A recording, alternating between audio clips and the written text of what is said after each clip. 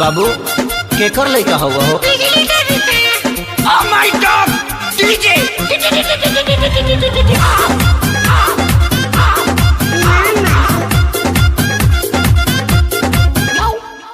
जहिया से आइल न ससुरा से नहीं हो, जहिया से आइल न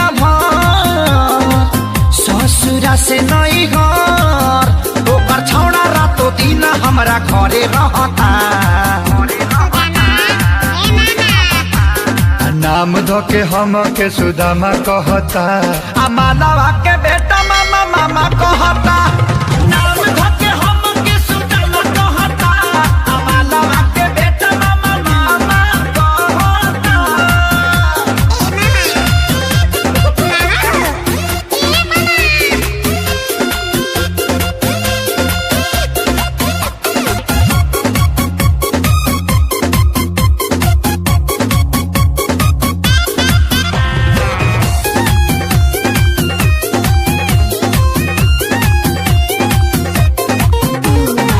एक त 5 साल लागल मोहब्बत भुलावे में, दर्द बढ़ावे खाती आइल फेर गावे में।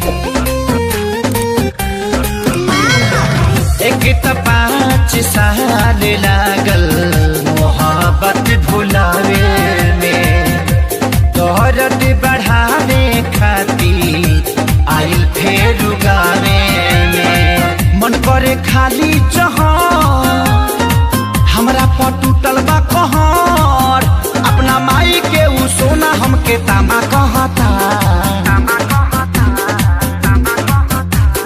नाम धो के हम के सुदामा कहता, आ मालवा के बेटा मामा मामा कहता।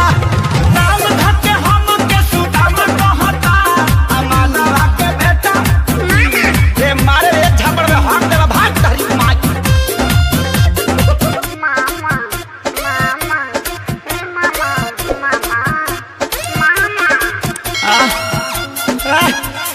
करे ते पैदा भइल बड़ी हमरा के डिस्टर्ब करे खातिर भग भग गया यहाँ से।